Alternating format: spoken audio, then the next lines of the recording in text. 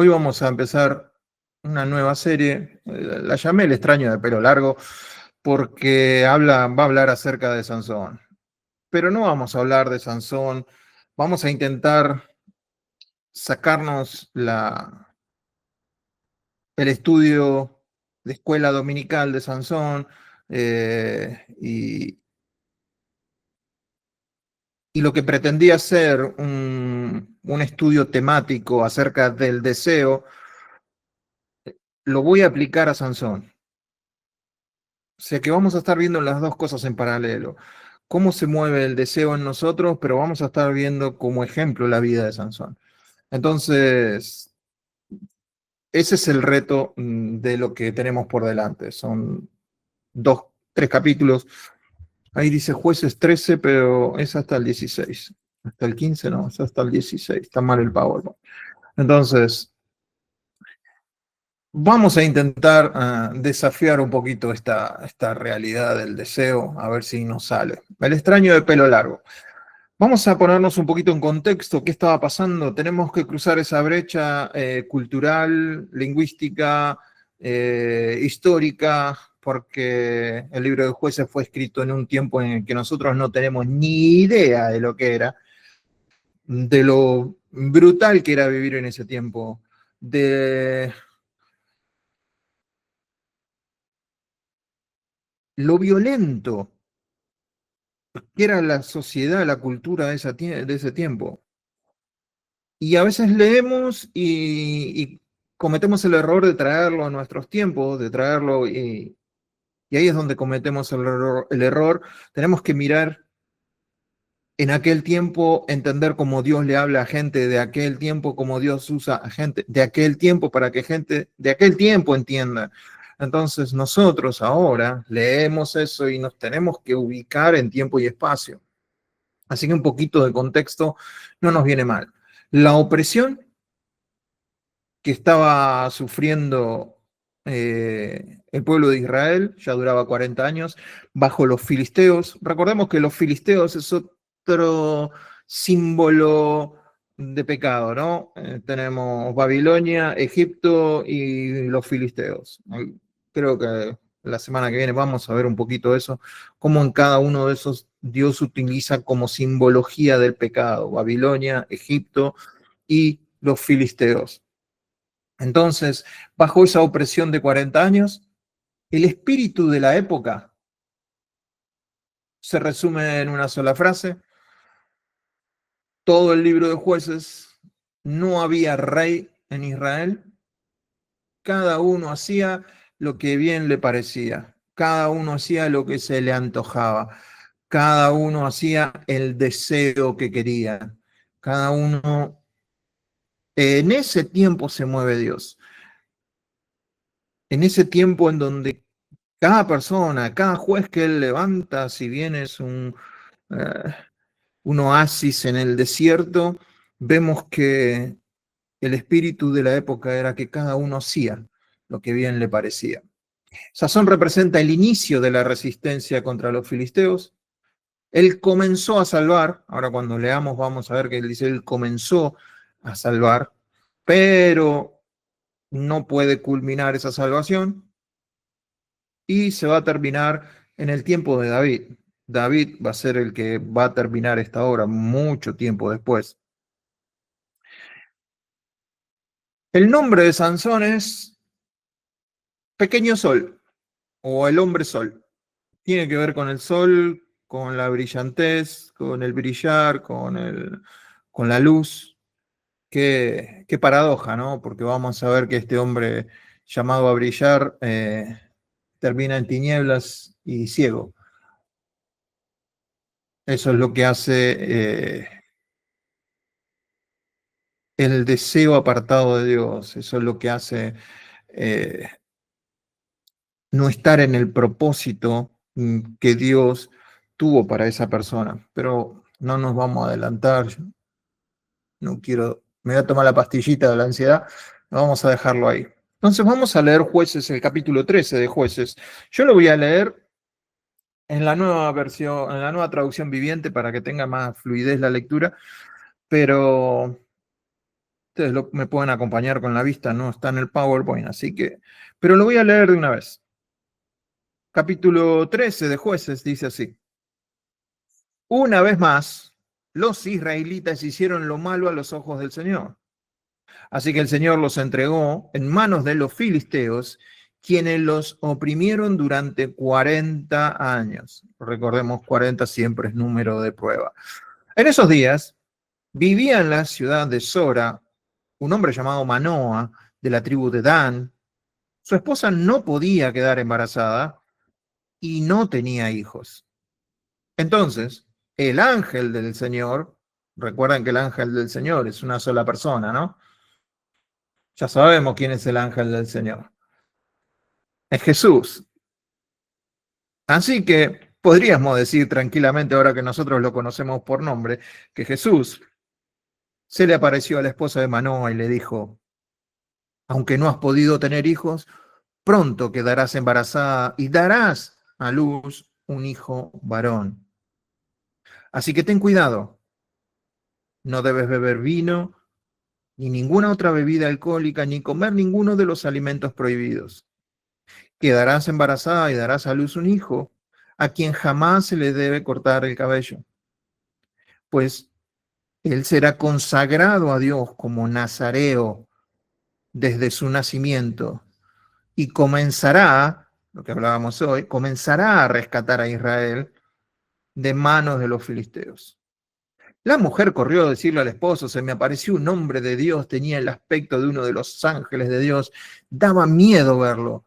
No le pregunté de dónde era y no me dijo su nombre, pero me dijo: quedarás embarazada y darás a luz un hijo. No debes beber vino ni ninguna otra bebida alcohólica, ni comer ninguno de los alimentos prohibidos, pues tu hijo será consagrado a Dios como nazareo desde el día de su nacimiento hasta el día de su muerte.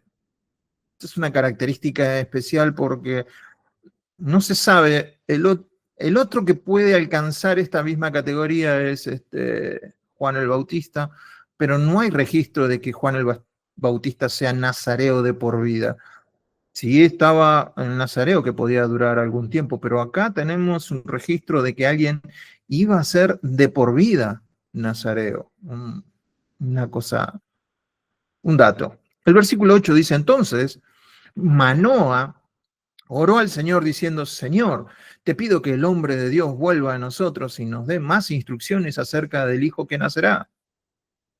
Dios respondió la oración de Manoa y el ángel de Dios se apareció otra vez a la esposa mientras está sentada en el campo, pero Manoa, su esposo, no estaba con ella. Así que enseguida ella fue corriendo a contarle a su esposa: el hombre que me ha aparecido el otro día está aquí de nuevo. Manoa regresó corriendo con su esposa y preguntó: ¿eres el hombre que le habló a mi esposa el otro día? Sí, contestó él. Soy yo, o será, yo soy. El 12. Entonces Manoa le preguntó: cuando tus palabras se hagan realidad. Mirá qué fe, ¿no? Cuando tus palabras se hagan realidad, ¿qué reglas deben gobernar la vida y el trabajo del muchacho? El ángel del Señor le contestó: asegúrate que tu esposa siga las instrucciones que le di. No debe comer uvas, ni pasas, ni beber vino u otra bebida alcohólica, ni comer ningún alimento prohibido. Entonces Manoa le dijo al ángel del Señor: por favor, quédate aquí hasta que preparemos un cabrito para que comas. Me quedaré, le contestó el ángel del Señor, pero no comeré nada. En cambio, puedes preparar una ofrenda quemada como sacrificio al Señor.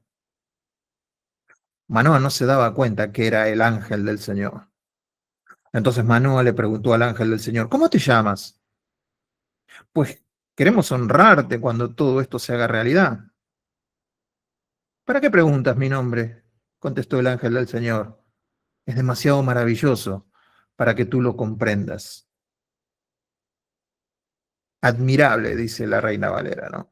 Así que entonces en este caso no queda duda de quién era esa persona. Después Manoa tomó un cabrito y una ofrenda de grano y ofreció todo sobre una piedra como sacrificio al Señor. Y mientras Manoa y su esposa observaban al Señor, hizo algo asombroso. Cuando las llamas del altar se elevaron sobre el cielo, el ángel del Señor ascendió en medio del fuego.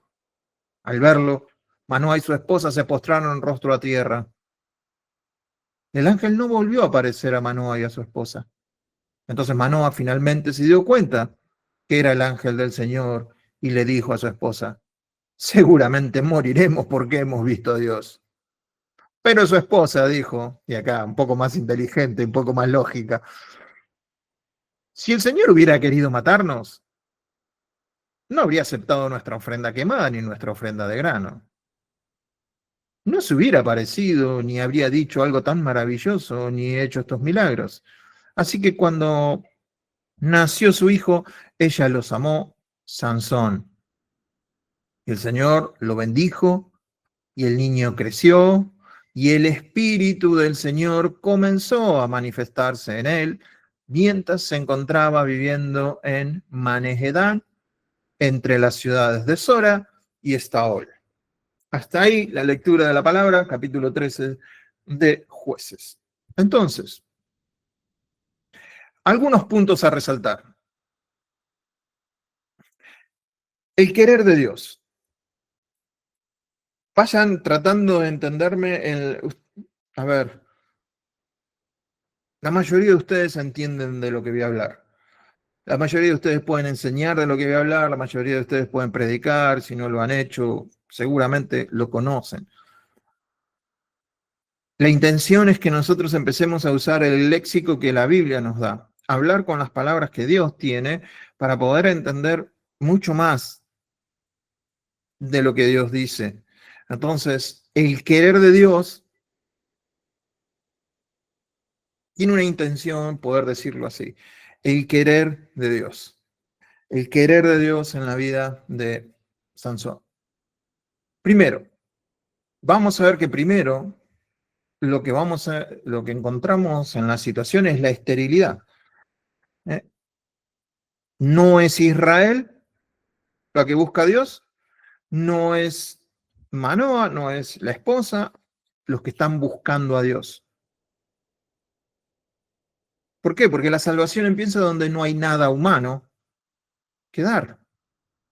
Porque la salvación es por gracia, es un regalo. Entonces, no están buscando a Dios, es Dios el que busca a Israel en el momento de su esterilidad, en el momento más bajo, en el momento más oscuro, en el momento más sombrío. Es ahí es donde Dios nos encuentra, y donde se aparece, y donde se revela como Dios. Entonces, toda situación que no genere fruto, que no genere nada, es el mejor lugar para que Dios aparezca, porque de la nada Dios puede hacer un todo. La gracia siempre precede a la acción humana. Esto es fractal, esto es patrón. La gracia siempre precede a la acción humana. Siempre. Si la gracia fuera después de la acción humana, sería retribución. La gracia siempre viene antes de que el ser humano pueda hacer algo. Entonces, lo planta y el hombre responde. El hombre ya tiene una responsabilidad con lo que se le ha dado. Dios aparece, como en este caso, desde la esterilidad. Sansón no pudiera haber existido sin Dios. La esposa, o sea, la madre de Sansón, no podría haber quedado embarazada sin la intervención de Dios. Manoah no podía haber hecho nada sin la intervención de Dios. El pueblo de Israel no podía haber hecho nada con estos 40 años de opresión de los filisteos. Entonces, es importante que Dios empieza desde la esterilidad. Empieza con la esterilidad de Sara, con Raquel, con la esposa o con la madre de Sansón. Siempre empieza desde un desierto. Con Jesús empieza en un desierto, con el pueblo de Israel empieza en un desierto. ¿Por qué? Porque nos tiene que desarmar, nos tiene que... tenemos que llegar a que nuestros recursos ya no tiene que vaciar nuestros bolsillos, tiene que vaciar nuestro corazón, tenemos que llegar al punto en donde nada nos sirve, solamente Dios. Y en ese momento estamos en el momento justo, cuando solo Dios es nuestro recurso. El segundo punto que podemos ver acá es que el querer de Dios fue elegir una familia, elegir a alguien que iba a liberar a Israel. Viene la anunciación. Sí, el pequeño sol, la iniciativa siempre es de Dios y la anunciación de que el niño va a nacer. Va a nacer y el Espíritu de Dios está. Fíjense que no es el Espíritu de Él, es el Espíritu de Dios quien empezaba a manifestarse. La palabra manifestarse es ser visto a los sentidos. Entonces, y tenemos el nazareato, algo que a nosotros en el siglo que estamos viviendo se nos hace un poco raro, pero para resumirlo era la consagración de la persona. No era una elección personal, era algo que Dios determinaba sobre la persona, necesito que vivas así. Era un designio divino el nazareato. No tomar vino, entonces, pero es muy claro. Acuérdense que este Sansón no hubiera nacido sin Dios. Dios le da la oportunidad de nacer y le dice, bueno, no tomar vino, no cortarse el pelo y no tocar cosa muerta, no tocar mortandad. El nazareato, básicamente, lo que quiere decir es lo mismo que cuando te pones en ayuno. Es, es una consagración a Dios. Lo que estás diciendo, lo que estamos diciendo cuando entramos en un ayuno o cuando nos ponemos en esa situación es que canalizo todo mi deseo de comer algo rico, mi deseo de esto. Ese deseo lo canalizo a Dios. Él me va a dar algo mejor. Él me va a dar lo que yo necesito. Por eso Satanás le dice, ¿tenés hambre? Convertí estas piedras en pan. Y entonces Jesús, ese deseo que supuestamente tenía, y obviamente debería tener, que era hambre, él lo canalizó a Dios. Dice, bueno, no, si yo tengo que comer y Dios no me dio de comer, es que todavía no tengo que comer.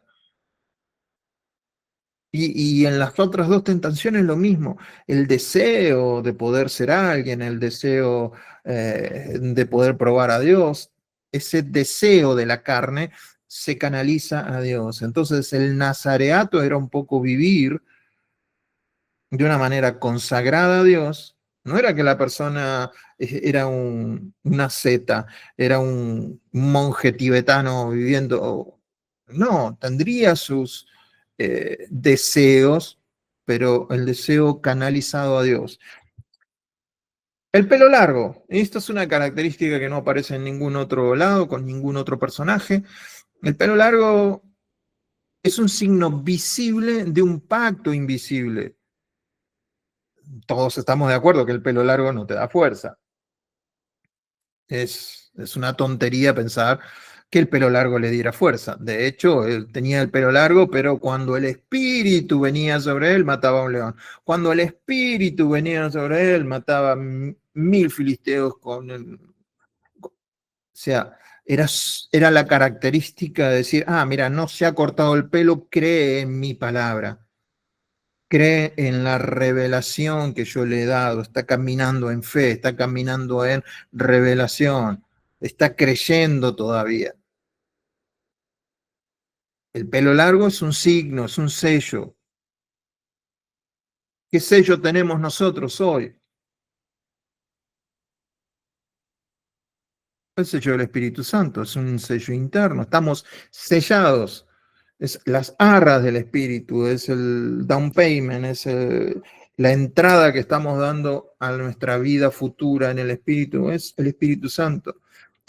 Y en el momento que nosotros nacemos de nuevo, podemos decir que todos tenemos pelo largo.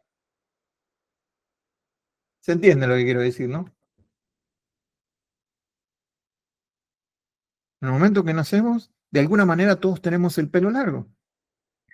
tenemos una distinción visible porque somos diferentes a los demás. Eso es lo que Dios llama ser santo. Ya somos santos. Es una diferencia innegociable.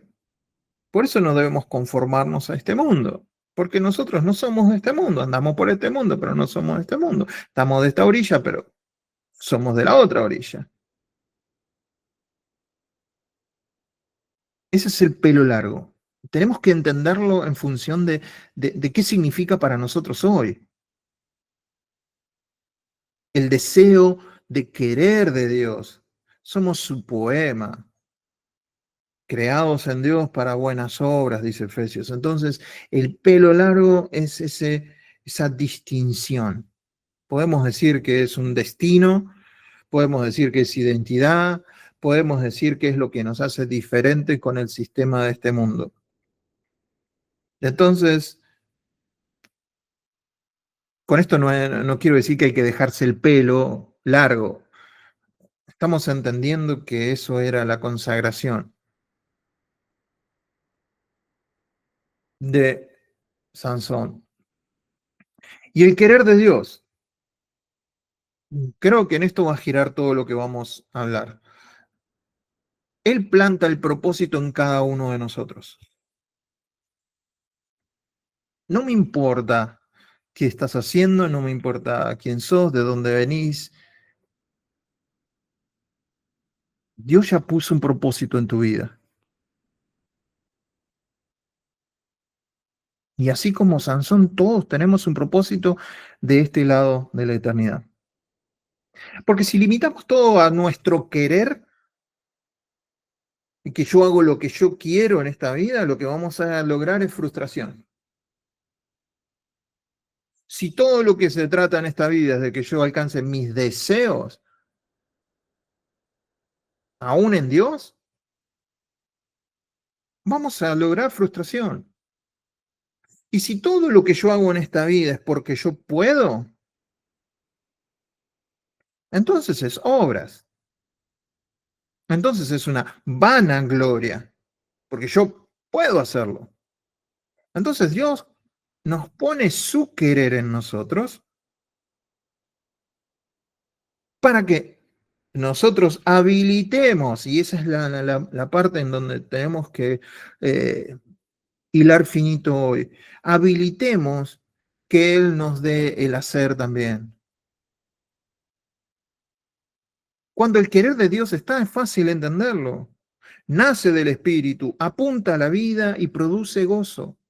Ese es el querer de Dios. Nace del Espíritu, apunta a la vida, sobre todo a Jesús, da gloria a Jesús, nos da vida de la buena y produce gozo.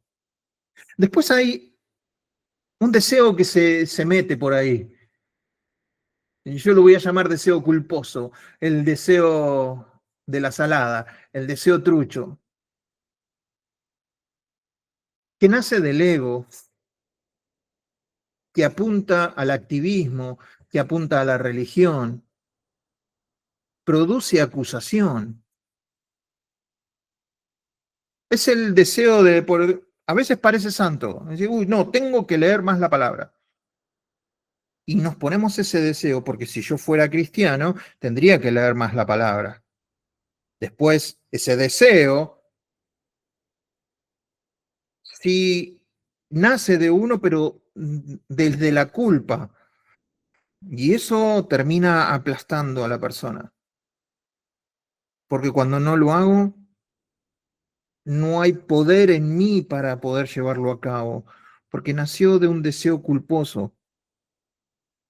Jesús llegó a toda una nación que vivía en esa frustración y les dice, vengan a mí todos los que están trabajados y cargados. ¿Trabajados y cargados de qué? De querer lograr cosas desde la religión, desde el activismo, para acercarse a Dios. Y Jesús dice, no, no, no, están cargados y trabajados de hacer eso, vengan a mí. Aprendan de mí que soy manso y humilde de corazón y hallaréis descanso para vuestras almas. Entonces, yo les voy a dar Yo les voy a enseñar, aprendan de mí, yo les voy a enseñar a cómo. Vengan conmigo, caminen conmigo, pónganse en el yugo, en mi enseñanza. Yo los voy a llevar a buen puerto. Vengan a mí, a mí. Entonces, el deseo, el querer de Dios es un deseo que es fuego, enciende nuestro corazón. Por eso Pablo le dice a Timoteo, enciende, aviva el fuego del don que está. Ya Dios le había dado algo a Timoteo, pero encendelo, Timoteo. El otro deseo, el culposo, el trucho, el de la salada, ese es humo, aplasta, ciega y termina por dejarnos con el sabor de no, yo no estoy para esto. El querer de Dios siempre sigue siendo gracia, ¿sí? Acuérdense cuando vimos la sinergia espiritual, de recibimos de Dios, pero nosotros damos el sí para que Dios siga, ¿sí? Él necesita de eso. Si lo hago sin el querer de Dios es mérito y es obra. Entonces lo que hacemos con este querer de Dios nos pondrá ciego y con cadenas o nos pondrá en la plenitud de Dios.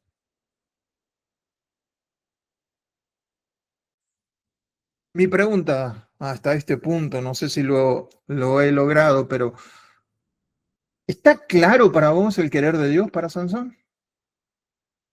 No hay que ir a Harvard para entender. No hay que, no hay necesidad de ver todas las palabras en hebreo. Está muy claro. No comas esto, no comas lo otro, no tomes esto y no te cortes el pelo. Muy claro. No es tan difícil. Bueno, no es algo tan complicado. Difícil, por lo visto fue. Entonces, ¿cómo empezar a explicar esto? Vamos a ver lo que es la radiografía del deseo. Y ustedes saben que yo funciono con cuadros y no entiendo nada y no puedo explicar nada. Entonces, primero tenemos que decir una cosa acerca del deseo, de la palabra deseo. La palabra deseo en cuanto a Dios, Dios básicamente no puede desear, si lo ponemos teológicamente, porque el deseo siempre nace de la falta de algo. Deseo algo porque considero que me falta eso que estoy deseando. Entonces, teológicamente no podemos decir que Dios desea algo, porque si no estaríamos diciendo que a Dios le falta algo, por eso desea algo. Entonces, Dios desea, no desea por falta de algo, sino por plenitud. Le sobra tanto, le sobra de todo, que Él desea, si lo tenemos que poner en esos términos, pero bíblicamente es Él quiere, el querer de Dios. Pero si queremos decir deseo, tenemos que entender que el deseo de Dios no parte de una falta de Dios, sino de su plenitud. Él desea que su hijo tenga esto. Es, y la Biblia lo va a poner como su beneplácito, es su agrado, es su voluntad o su buena voluntad. No va a usar la palabra deseo. Pero nosotros, el deseo humano sí nace de la falta. ¿Por qué estoy deseando tanto? ¿Por qué con Marina deseamos una casa? Porque no tenemos la casa. ¿Por qué deseamos comer algo rico? Y porque quizás tenés hambre, tenés falta de comida. ¿Por qué deseas, viste, el que tiene pelo lacio desea los rulos, el que tiene los rulos desea el pelo lacio, el que tiene patio dice, ay, yo desearía no tener patio porque tengo que cortar el pasto, el que no tiene patio dice, yo me gustaría tener pasto para, bueno, ¿no? El deseo siempre parte de la falta de algo.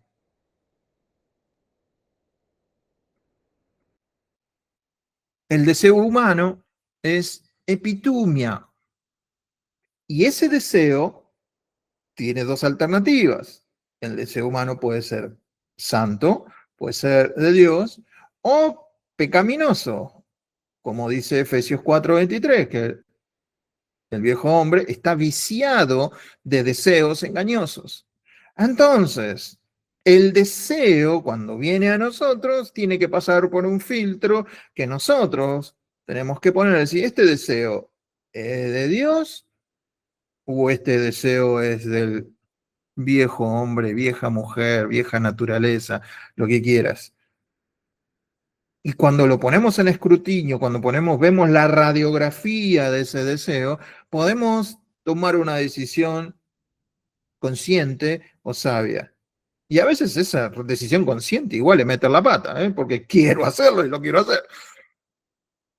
Pero me da la posibilidad de decir, no, no, quiero hacer la voluntad de Dios. Porque Dios no permite que haga esta decisión que tengo que hacer. ¿Qué sé yo? Tengo que mentir para que algo suceda. Bueno, tengo que ver. ¿Puede ser esa mentira santa? Y las parteras mintieron. En ese sentido, Dios las honró porque era para cuidar la vida, no era para cuidarse a sí mismas. En otro sentido, si yo tengo que mentir para cuidarme a mí mismo, eso está condenado por Dios, porque si no estaríamos siendo serviles al padre de mentira. Y entonces si tomo esa decisión es un deseo pecaminoso, corrupto, no estoy dando en el blanco, no estoy siendo coherente con mi Padre, es el Dios de toda verdad.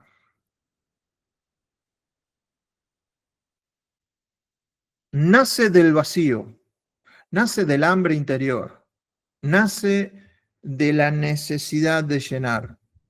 Y eso es lo que vamos a intentar, o lo que voy a intentar yo, que veamos en Sansón. Lo vamos a tomar, pobre Sansón, como el ejemplo negativo. Y vamos a ver en Jesús el ejemplo positivo. En Sansón, esto es importante aclararlo. En Sansón, no fue que Dios le faltaba un héroe. Ay, se sentó un día Dios en la nube y dijo, ¿cómo me gustaría tener un héroe que salvara a Israel? No, porque a Dios no le falta nada. A Israel le faltaba algo.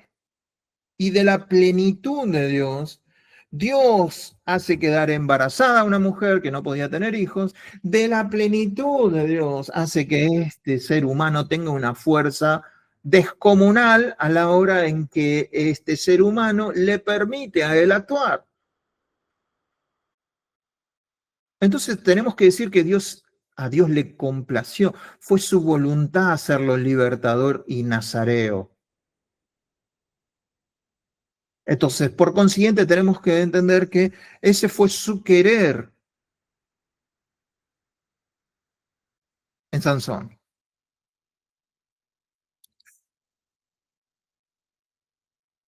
Entonces, nuestro deseo nace de la falta, el deseo de Dios nace desde su plenitud. Podemos quedarnos con esa frase. El deseo en nosotros nace de la falta de algo o de lo que nosotros consideramos que nos falta. ¿Sí? Cuando nos presentamos a Jesús, dice, ustedes en Jesús están completos. No necesitamos nada, estamos completos en Jesús. Sin embargo, nuestra naturaleza dice, no, pero a mí me falta esto y me falta, y ahí nace el deseo. Y a veces ese deseo, en vez de canalizarlo con Dios, lo canalizamos por otro lado y hay que ver ese otro lado cómo funciona. Entonces, ahora sí, vamos a comparar este pasaje que es Filipenses capítulo 2. No lo voy a poder tomar todo el pasaje, pero es interesantísimo todo el capítulo. Pero vamos a ver esta frase que a veces decimos como un mantra, porque Dios es el que en vosotros produce así el querer como el hacer por su buena voluntad. Porque Dios, acá lo que Dios está hablando en el contexto de que está hablando es, ocúpense de su salvación con temor y temblor, le dice Pablo a los filipenses. Ocúpense, es el versículo anterior a esto. Acuérdense de que con temor y temblor es una expresión idiomática. No analicemos las palabras temor y temblor. Es una frase que Pablo utiliza por lo menos 4 veces en sus cartas, y lo que tenemos que entender es que tenemos que ocuparnos de nuestra salvación con el mayor respeto y la mayor seriedad posible. Esa salvación, desde la salvación empezamos a ocuparnos, que ya poseemos, no nos tenemos que ocupar para alcanzar la salvación. Ya somos salvos, ocúpense de esa salvación con el mayor respeto y con la mayor seriedad posible. Entonces, ahí viene este versículo, el 2:13, que dice, porque Dios es. Acá permítame disecarlo un poquito. Dios es el autor y el consumador de las cosas. ¿Lo podemos llevar a Sansón? Sí, porque Dios es el que hizo que la madre de Sansón quedara embarazada, Dios permitió que naciera, Dios le dio la fuerza, Dios le quitó la fuerza y Dios la volvió a dar. Es Dios el que en vosotros, dentro de ustedes debería decir, en vosotros, es dentro de ustedes. Es Dios que dentro de cada uno de nosotros produce. Y acá el verbo está en un continuo presente. Entonces podríamos decir, es Dios el que el que dentro de nosotros obra eficazmente y constantemente, produciendo una energía interior, el Espíritu Santo dentro de nosotros, es el que produce. De su interior correrán ríos de agua viva. Nosotros no caminamos con ríos de agua viva. Dios produce. Ese es el querer. La NTV pone la palabra deseo. Dice, en vez de querer pone deseo. No estoy tan de acuerdo, pero bueno, por lo que hablamos hace un rato, que Dios desear implica que le falta algo. Pero entendemos que es el querer de Dios desde su plenitud, que sus hijos tengan lo que Él posee de alguna manera, que puedan ser el recipiente de lo que Él es para bendecir a otros, para liberar a otros, básicamente son los dones que Dios nos ha dado a cada uno de nosotros. ¿Para qué? Para beneficio de la iglesia. Y ese don es el propósito que Dios puso en nosotros. Entonces, Dios produce eso, pero también produce el hacer, dice, por su buena voluntad. Ahí, para leerlo mejor, podríamos decir, Él produce tanto el querer como el hacer por causa de su buena voluntad. ¿Sí? Por causa de, porque Él tiene buena voluntad, Él no necesita de nada, está el suplido de todo, todo lo tiene abundantemente y en plenitud, que Él quiere darlo, Él quiere darlo. Entonces su buena voluntad es eso, encontrar vasijas, recipientes que puedan contener lo que Él quiere dar.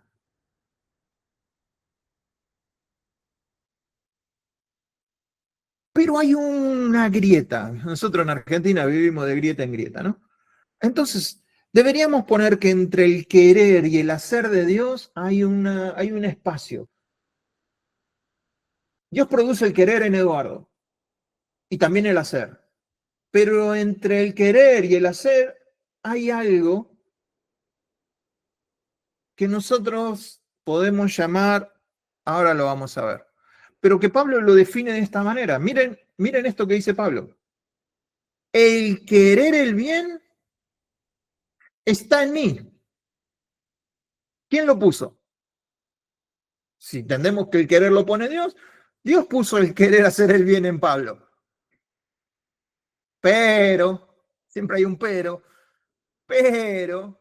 no el hacerlo. ¿Ven la grieta?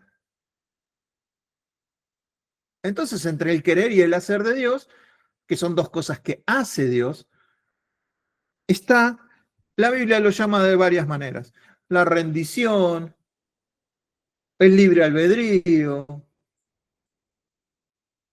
tomar la cruz, negarse a uno mismo.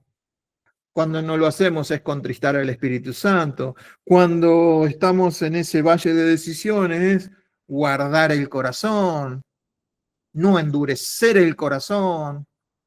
Todas esas son frases que ocurren en ese espacio en donde Dios pone el querer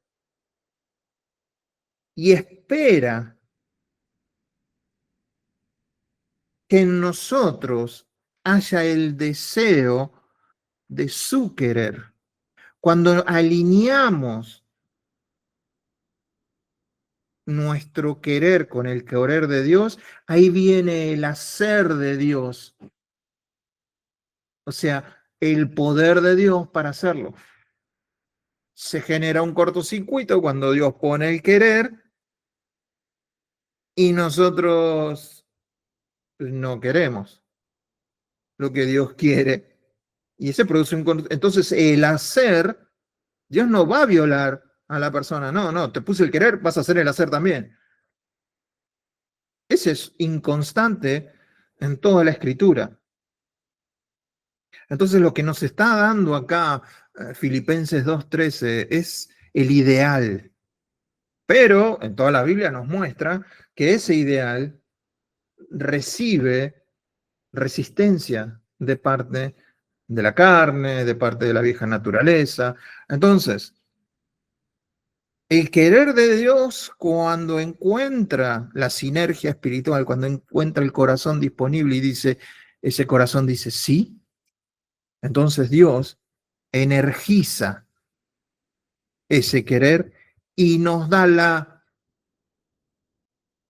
potestad, la fuerza o la energía a través de su espíritu para que lo podamos lograr. O sea que Él pone el querer y también el hacer, pero entre medio tiene que haber un sí, tiene que haber una aceptación. Volvamos a Sansón. Estaba claro el deseo de Dios, el querer de Dios. No comas esto, no comas esto, no comas esto y no te cortes el pelo. Sansón empieza a caminar, como vamos a ver la semana que viene, y entra en conflicto porque Dios le dijo muchas cosas que no tenía que hacer y él entra en conflicto y las hace porque él las quiere hacer.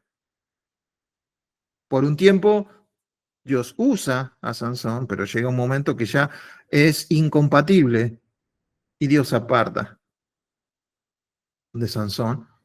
Entonces, de ahí sacamos la frase que Dios usa, pero cuando Dios usa a una persona no quiere decir que esté aprobando todo, porque a veces tenemos la sensación, no, mira cómo salva gente esta persona cuando predica. Es Dios, pero no sabemos si es su vida personal en algún momento, quizás Dios no está aprobando su vida personal.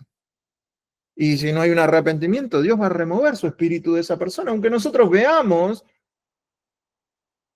efectos positivos en él. Entonces, ya para ir redondeando, hasta acá vamos a llegar hoy. Ya ven que yo no les avisé, pero sería bueno que hoy, si tienen una Santa Cena, una galletita o algo, hoy tendríamos que haber hecho Santa Cena. ¿Me podrán preparar así rapidito algo simbólico que tengan, un poco de jugo, agua y un pancito? Porque quiero terminar esta mañana celebrando la Santa Cena.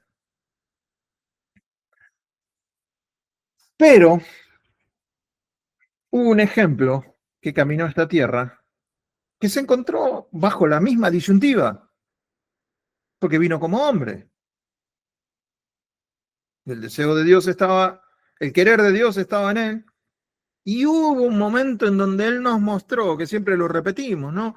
que nos mostró esa disyuntiva. Dice, Dios, si es posible que pase de mí esta copa. ¿Cuál era la copa? La copa de la ira de Dios, el juicio de Dios que iba a caer sobre él. Él dice, si es posible, pero ¿qué dice al final? No se haga mi deseo, sino el tuyo. En otras palabras, no se haga mi voluntad, sino tu voluntad. Y entonces acá vemos la palabra en el Hijo de Dios. Y entonces Jesús les dijo, cuánto he deseado, misma palabra, epitumia, comer con ustedes esta Pascua antes que padezca. Y acá vemos al Hijo de Dios con un deseo en su corazón.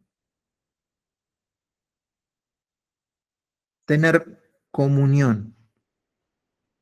Desde su plenitud podernos dar a nosotros una imagen continua de su presencia en nosotros. Y cada tanto, en la Santa Cena, recordamos eso.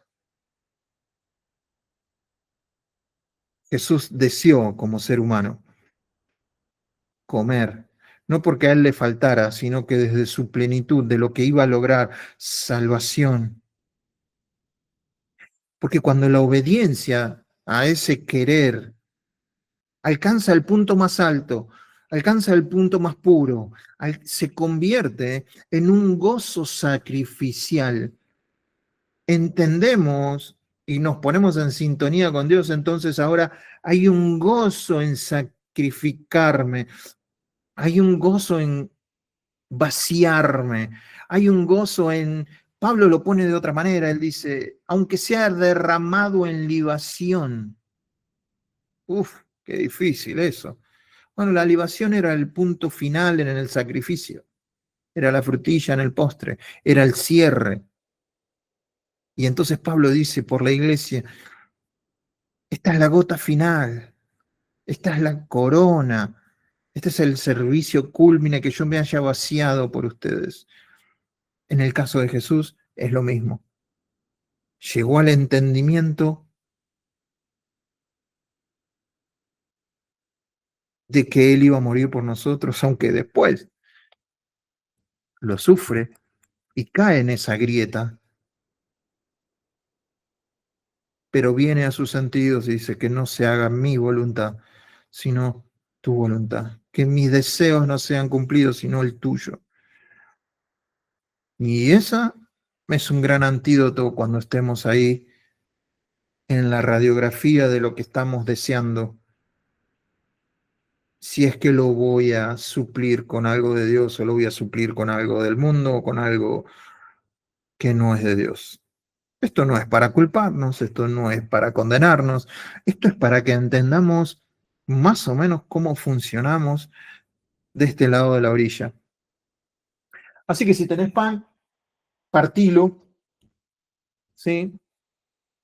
Yo acá tengo un... Mira, parece una cara feliz. Está feliz mi pan. Está re feliz mi pan. Mira qué cara feliz tiene. Lo partimos, porque así fue partido el cuerpo de Jesús. Y si tenés a alguien cerca, partile el pan. Y pensá que eras vos el que tenía que estar ahí, que era yo, que éramos todos nosotros, que Él fue partido por nosotros. Que le costó tomar ese lugar, pero lo hizo por el gozo puesto delante de Él, que era hacer la voluntad del Padre. Y la voluntad del Padre es que participemos regularmente en este ejercicio de recordar quiénes somos, dónde estamos, qué se nos dio y a dónde vamos y quién va a venir por nosotros. Entonces, cierra tus ojos y pensá un poquito en tu vida.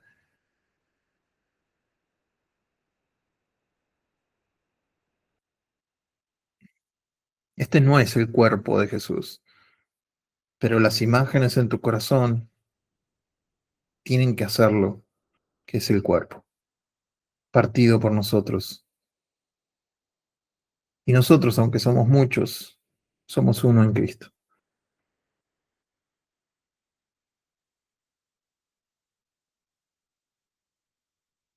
Cualquier orgullo, cualquier vanagloria, cualquier soberbia que haya querido venir en este último tiempo, redimila a los pies de la cruz. Entrégasela. No tiene parte en nosotros.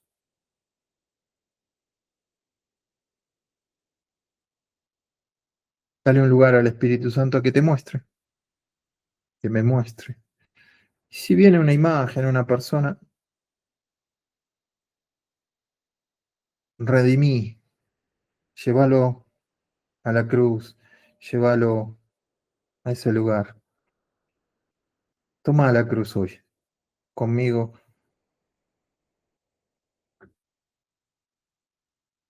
y muramos ahí, que muera ahí. Como decimos comúnmente, ahí murió, para que podamos salir 0 kilómetros después de participar. Participa del pan.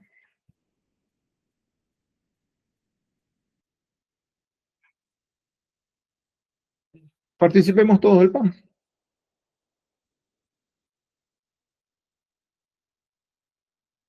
Mirá la copa que me dieron ahora. Parezco el Papa.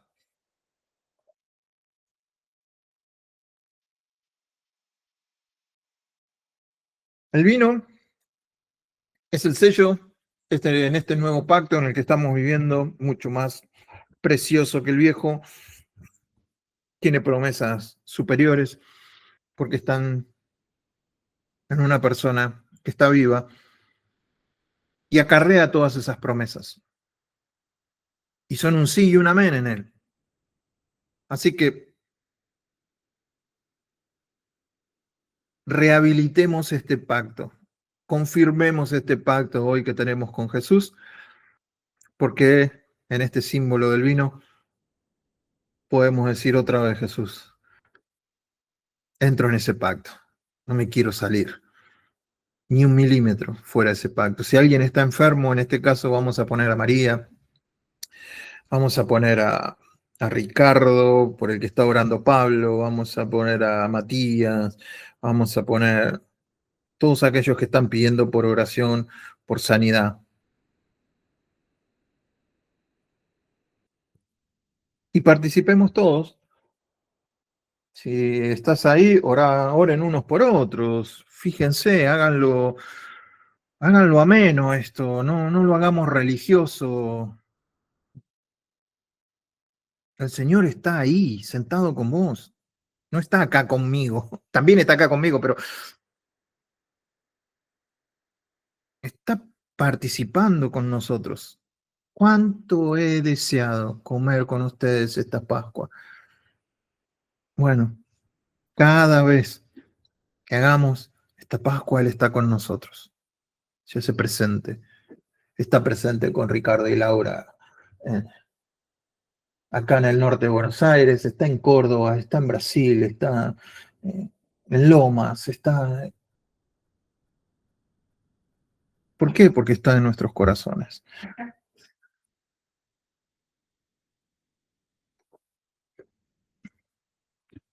Gracias, papá, te damos por este tiempo, gracias por todo lo que nos diste, porque nos diste todo en Cristo Jesús, en Él estamos completos.